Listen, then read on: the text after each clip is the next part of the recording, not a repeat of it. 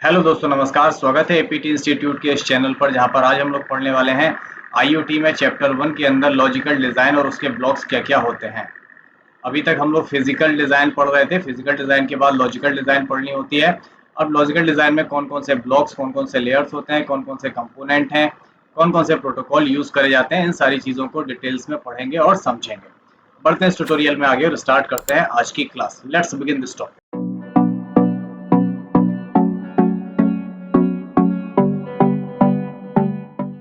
IoT logical design and block. Logical design का मतलब क्या है? आईओटी सिस्टम का एक ऐसा डिजाइन तैयार करना जो इसके काम करने के तरीके और कंपोनेंट को दर्शाता है।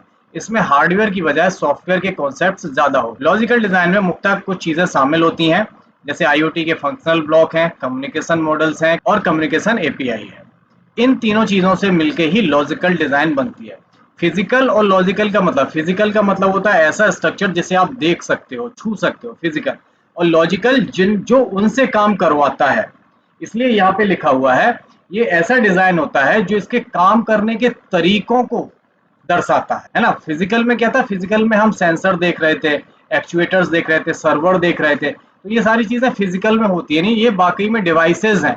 और लॉजिकल क्या होता है? इन डिवाइसेस के अंदर कैसे काम होता है, इन सारी चीजों को हम लॉजिकल डिजाइन में समझते हैं। लॉजिकल डिजाइन के तीन कंपोनेंट होते हैं। पहला है फंक्शनल ब्लॉक, यानी फंक्शन कैसे करेगा, ये काम कैसे करेगा। कम्युनिकेशन यानी बातचीत कैसे करेगा, और बातचीत के लिए कौन कौन सी एपीआई इस्तेमाल करेगा। इन सारी चीजों को हम एक एक से पढ़ने वाले हैं और समझेंगे। सबसे पहले होता है IoT functional block. Functional block क्या होता है? आईओटी डिवाइस और सिस्टम को लॉजिकली 6 मुख्य फंक्शनल ब्लॉक में बांटा गया। अब फंक्शनल ब्लॉक के अंदर भी 6 पार्ट हैं। कौन कौन से वो देख लेते हैं। सबसे पहला है डिवाइस। अब डिवाइस क्या करता है? डिवाइस इसका पहला फंक्शन ब्लॉक है। फंक्शन मतलब डिवाइस आपकी काम करती है। काम क्या करती है? डिवाइस में कौन कौन सी चीजें शामिल होती हैं, जैसे सेंसर है जो आपका डेटा इकट्ठा करते हैं, और एक्चुएटर्स हैं जो डेटा को सेंस करते हैं। ये जो भी कोई काम है वो इनसे करवाया जाता है। इसके बाद आता है कम्युनिकेशन। ये डिवाइस और नेटवर्क के बीच में डेटा भेजने और प्राप्त करने का काम करते हैं। कम्युनिकेशन माने बातचीत होती है, डेटा भेजना और रिसीव करना बातचीत कहलाती है। फिर आता है सर्विसेज।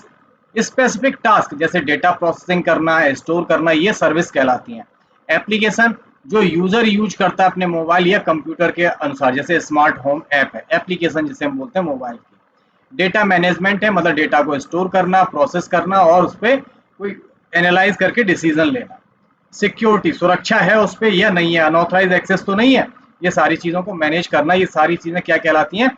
फंक्शनल ब्लॉक कहलाती हैं, जिनसे हमारा आईओटी डिवाइस सही तरीके से फंक्शन यानी काम कर रहा है या नहीं कर रहा है, इसी को हम फंक्शनल ब्लॉक बोलते हैं। इस तरीके से वो फंक्शन करता है, इस तरीके से वो काम करता है। क्लियर? ये चीजें देखनी होती हैं, ये सारी चीजें हमारी सही काम कर रही हैं या नहीं कर रही है। चेकलिस्ट है एक तरीके से, मान लीजिए। इसके बाद जो दूसरा ब्लॉक था वो था कम्युनिकेशन मॉडल। कम्युनिकेशन मॉडल यानी बातचीत करने के तरीके, जो डिवाइस और सर्वर के बीच में डेटा ट्रांसफर करने को तरीके को दर्शाता है, जिसमें 4 प्रमुख कंपोनेंट होते हैं, 4 मॉडल्स हैं। वो 4 कौन कौन से हैं देख लेते हैं। Request response model, publish subscriber model और पुशपुल मॉडल के बाद आता है एक्सक्लूसिव पेयर मॉडल। ये चारों मॉडल हैं, चारों कम्युनिकेशन में यूज करे जाते हैं। कम्युनिकेशन मतलब बातचीत कैसे कैसे हो सकती है, वो बातचीत करने के तरीके हैं, डिवाइसेस के बीच में कैसे कैसे कम्युनिकेशन होता है, ये उसके मेथड है। अब इनको एक एक से समझते हैं। सबसे पहला आता है request response communication model. Request मिलने पर रिस्पॉन्स करना, ऐसा कम्युनिकेशन मॉडल को रिक्वेस्ट रिस्पॉन्स कम्युनिकेशन कहा जाता है। समझ लेते हैं अच्छी तरीके से। परिभाषा क्या? इस मॉडल में एक क्लाइंट किसी सर्वर को रिक्वेस्ट भेजता है और सर्वर उसका उत्तर यानी रिस्पॉन्स देता है। यही सिंपल चीज है। रिक्वेस्ट और रिस्पॉन्स क्या कहलाता है, यही तो हुआ। ठीक है ना? कैसे काम करता है देख लेते हैं। क्लाइंट रिक्वेस्ट भेजता है, क्लाइंट क्या है? रिक्वेस्ट भेज रहा है। और सर्वर क्या है? सर्वर उस पर रिस्पॉन्स देता है। यही तो है ना, यही चीज है। उपयोग क्या है? एचटीटीपी पर आधारित एप्लीकेशंस होते हैं आईओटी। ठीक है। रेस्टफुल एपीआईज होते हैं, जो रेस्टफुल है वो रेस्टफुल एपीआई है। उदाहरण के लिए मान के चलते हैं, स्मार्टफोन ऐप से थर्मोस्टेट की करंट टेम्परेचर रीडिंग प्राप्त करी जाती है। स्मार्टफोन ऐप से जो थर्मोस्टेट नहीं होता, जिससे हमें वो पता चल जाता है कितना टेम्परेचर है हमारे आसपास का, है ना। तो ये हम सारी चीजें रिक्वेस्ट रिस्पॉन्स से पता करते हैं।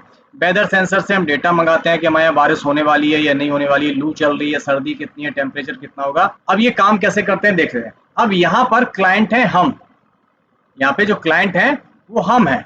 ठीक। क्लाइंट ने कोई डेटा मांगना है कि भैया हमारे यहाँ मौसम कैसा रहेगा, तो हमने रिक्वेस्ट भेजी यहाँ से। अब रिक्वेस्ट जाएगी सर्वर पर, सर्वर आपकी रिक्वेस्ट को देखेगा, समझेगा, उसे आपके क्लाइंट से आने वाली उसको पूरा फैच करेगा सारी चीजें। अब उसे अपने रिसोर्स से यानी अपने डेटाबेस से मैच करेगा कि डेटाबेस में जो रिक्वेस्ट है वो रखी है कि नहीं रखी है, वहां पे उसे मिल रही है कि नहीं मिल रही है। अब डेटाबेस में अगर वो रिक्वेस्ट मिल गई तो यहाँ से वो वापस आएगा सर्वर पर और सर्वर से उसे वो रिस्पॉन्स के रूप में वापस भेज देगा। क्लियर। अब इसका नॉर्मल एक एग्जांपल हम बता देते हैं। आपने यूट्यूब पे डेटा सर्च किया, यूट्यूब पे आपने एक वीडियो सर्च किया, अब वो वीडियो यूट्यूब के सर्वर पर गया, सर्वर ने देखा अपने डेटाबेस में कि वो यूट्यूब का वीडियो है या नहीं है।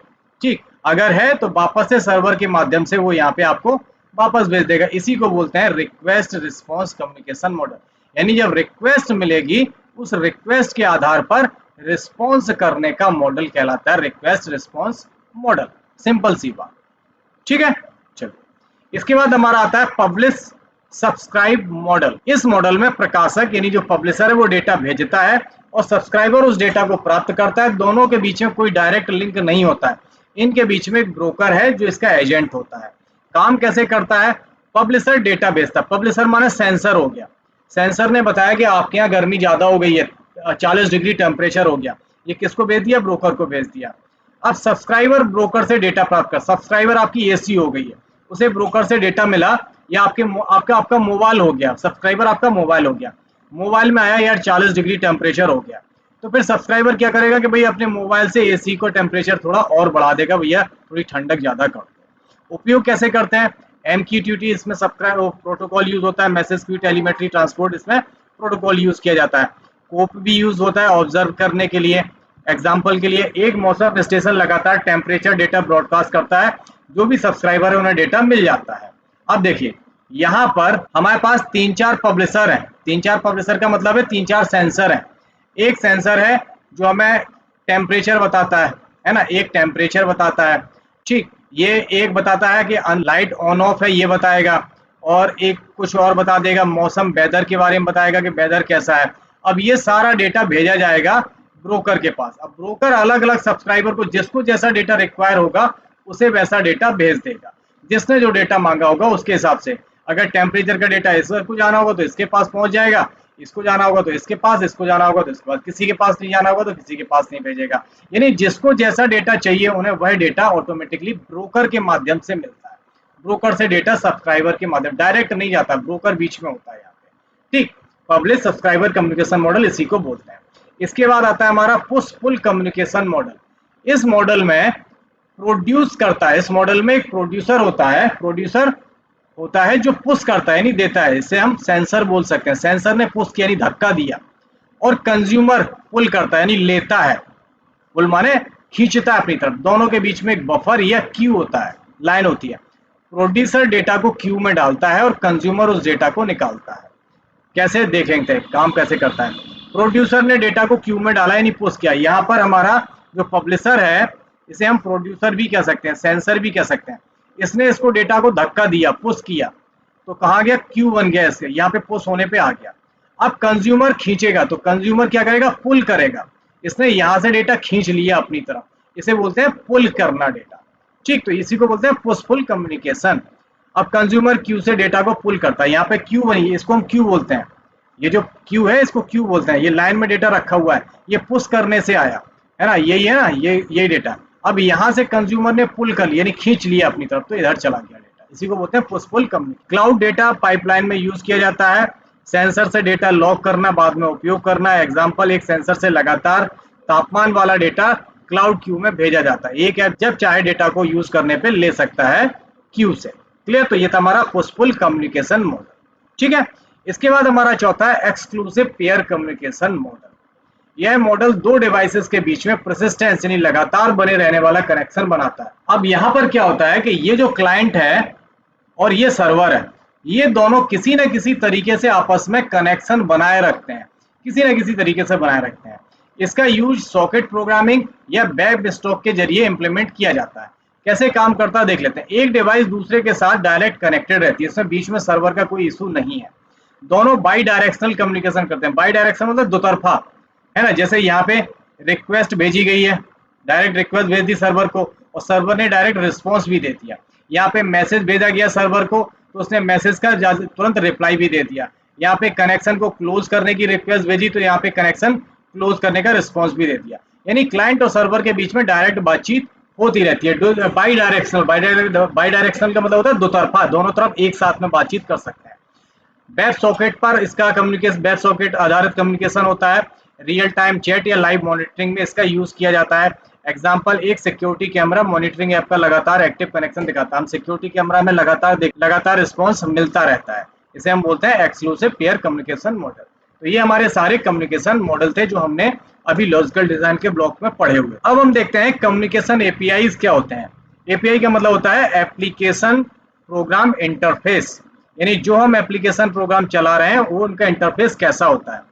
कम्युनिकेशन एपीआई यानी एप्लीकेशन प्रोग्रामिंग इंटरफेस एक ऐसे सॉफ्टवेयर इंटरफेस होते हैं जिनकी मदद से आईओटी डिवाइस, सर्वर, एप्लीकेशन और क्लाउड सर्विसेज के बीच में डेटा का आदान प्रदान किया जाता है। कम्युनिकेशन एपीआई के कुछ प्रकार होते हैं जैसे रेस्ट एपीआई और वेब सॉकेट एपीआई। इन दोनों का यूज किया जाता है कम्युनिकेशन एपीआई में। इनको देख लेते हैं। रेस्ट एपीआई क्या होता है? रेस्ट एपीआई का मतलब होता है रिप्रेजेंटेशनल स्टेट ट्रांसफर। क्या होती है, ये कैसे काम करती है? इसका पूरा नाम है रिप्रेजेंटेशनल स्टेट ट्रांसफर। यह एक आर्किटेक्चर स्टाइल है। इसका उपयोग वेब पर क्लाइंट और सर्वर के बीच में कम्युनिकेशन करने के लिए किया जाता है। एपीआई एक ऐसा इंटरफेस होता है जो एप्लीकेशन को आपस में कम्युनिकेशन करने की सुविधा देता है।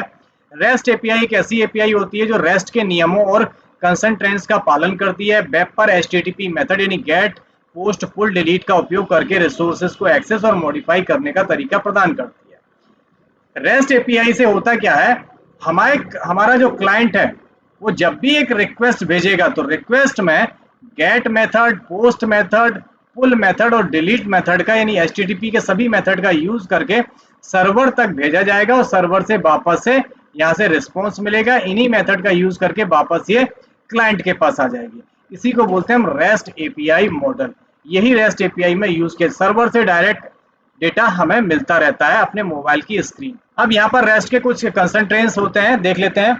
रेस्ट एपीआई को सही तरीके से करने के लिए 6 कंसंट्रेंट का पालन करना आवश्यक होता है। जैसे क्लाइंट सर्वर आर्किटेक्चर है, क्लाइंट सर्वर की अलग अलग एंटिटीज होती हैं, उसे आपको देखना होता है। सर्वर डेटा लॉजिक को संभालता है। क्लाइंट केवल यूजर इंटरफेस और यूजर के साथ इंटरेक्शन को संभालता है। इससे स्केलेबिलिटी और फ्लेक्सिबिलिटी बढ़ जाती है। स्टेटलेस होता है ये।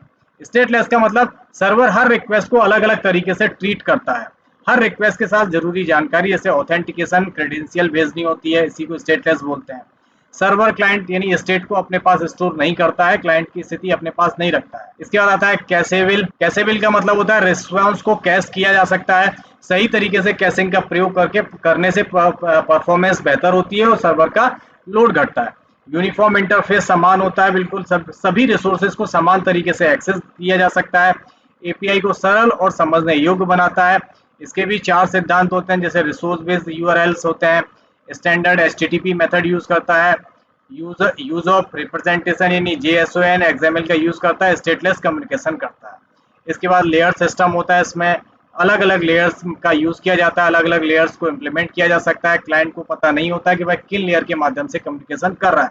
इससे सिक्योरिटी और स्केलेबिलिटी बढ़ जाती है। कोड ऑन डिमांड यानी वैकल्पिक होता है ये code on demand. Server client को एग्जीक्यूटेबल कोड भेज सकता है जैसे जावा स्क्रिप्ट के, जिसे क्लाइंट एग्जीक्यूट कर सकता है। ये वैकल्पिक कंसंट्रेट है, जरूरी नहीं होता है। इसके फायदे क्या हैं देख लेते हैं। प्लेटफॉर्म इंडिपेंडेंट यानी किसी भी ऑपरेटिंग सिस्टम या लैंग्वेज इस्तेमाल की जा सकती है इसमें। स्केलेबल आर्किटेक्चर होता है, स्टेटलेस होने के कारण लोड बैलेंसिंग भी आसान होती है। सिंपल है और रीडेबल स्ट्रक्चर होता है इसका। ये थी हमारी रेस्ट एपीआई। इसके बाद हम लोग देखने वाले हैं रेस्ट एपीआई के कुछ एचटीटीपी मेथड होते हैं जैसे गेट, पोस्ट, पुट, पैच और डिलीट। इनको हम ऑलरेडी देख चुके हैं। गेट का मतलब होता है डेटा प्राप्त करना। पोस्ट का मतलब होता है कि जो डेटा प्राप्त किया उसी में नया डेटा जोड़ना। पुट का मतलब होता है कि मौजूद डेटा को पूरी तरह अपडेट करना। पैच का मतलब होता है कि मौजूद डेटा को आंशिक रूप से अपडेट करना। और डिलीट का मतलब होता है डेटा हटा देना। ये रेस्ट एपीआई के मेथड थे जिन्हें हम यूज करते हैं अपने कम्युनिकेशन मॉडल में। क्लियर? इसके बाद हम लोग देखने वाले वेब सॉकेट बेस्ड कम्युनिकेशन कैसे किया जाता है। वेब सॉकेट एक कम्युनिकेशन प्रोटोकॉल है जो क्लाइंट सर्वर के बीच में फुल डुप्लेक्स यानी दोनों दिशाओं में एक साथ persistent कनेक्शन स्थापित करता है। वेब सॉकेट एचटीटीपी की तरह शुरू होता है लेकिन एक बार कम्युनिकेशन स्थापित हो जाने के बाद टीसीपी आईपी पर आधारित real time by directional communication की सुविधा देता है। यह ट्रेडिशनल एचटीटीपी की तुलना में अधिक तेज, लाइट वेट होता है। वेब सॉकेट कम्युनिकेशन के मुख्य पॉइंट क्या क्या होते हैं ये देख लेते हैं। Full duplex communication, client server दोनों एक ही समय में मैसेज भेज और प्राप्त कर सकते हैं। इसका मतलब है रियल टाइम, जैसे चैट है, गेमिंग है, शेयर बाजार, यहाँ पे इसका सबसे ज्यादा यूज किया जाता है। परसिस्टेंस कनेक्शन होता है, स्थायी कनेक्शन है, एक बार कनेक्शन बन जाने के बाद बार बार रिक्वेस्ट या रिस्पॉन्स नहीं भेजना पड़ता है। ये कनेक्शन तब तक खुला रहता है जब तक हम खुद इसे बंद नहीं करते हैं। लो लेटेंसी, हाई स्पीड, कम विलंबता यानी देरी नहीं होती है और तेजी से कम्युनिकेशन होता है। इसमें वेब सॉकेट कोई एक्स्ट्रा एचटीटीपी हेडर नहीं भेजने पड़ते हैं, हर रिक्वेस्ट के साथ डेटा बहुत तेज ट्रांसफर होता है। इसके बाद टीसीपी आधारित प्रोटोकॉल यूज किए जाते हैं। इसमें टीसीपी पे डिपेंडेंटी होती है, जिससे रिलायबल और कनेक्शन सिक्योर होता है हमारा। वर्क्स ओवर पोर्ट 80 और 443, फायरवेल फ्रेंडली है, 443 पोर्ट पर काम करता है ना। ये दोनों पोर्ट पर काम करता है जो हमने पढ़े थे, एचटीटीपी और एचटीटीपीएस दोनों पोर्ट का ये इस्तेमाल करता है। मैसेज फ्रेम्स होते हैं, इसमें वेब सॉकेट में डेटा फ्रेम के रूप में भेजा जाता है, जैसे टेक्स्ट है, बाइनरी है, पिंग पोंग है या क्लोज फ्रेम में भेजा जाता है। यह कॉम्पैक्ट और स्ट्रक्चर्ड कम्युनिकेशन प्रदान करता है। तो ये थे हमारे लॉजिकल और फिजिकल कंपोनेंट्स के सारे मॉडल, जिसमें हमने कम्युनिकेशन मॉडल, नेटवर्क मॉडल और सभी मॉडल अच्छी तरीके से पढ़ लिया। थोड़ी थ्योरी है, यहाँ पे आपको सारी चीज़ों के फुल फॉर्म, उनके पोर्ट्स और इनके प्रोटोकॉल्स आपको याद करने पड़ेंगे, रटने पड़ेंगे और देखने पड़े। तो प्लीज़ नोट बना के जरूर रखिए, नोट्स आपके हमेशा काम आएंगे। उन्हीं के आधार पे आप इनका एमसीक्यू सॉल्व कर पाएंगे, क्योंकि ये चैप्टर खत्म होने के बाद हम आपके सामने कुछ एमसीक्यू जरूर रखेंगे। तो मिलते हैं अपने अगले ट्यूटोरियल में कुछ और नए पॉइंट्स और टॉपिक के साथ। तब तक अपना ख्याल रखिए, स्वस्थ रहिए, सफाई बनाकर रखिए। टेक केयर, गुड बाय, जय हिंद।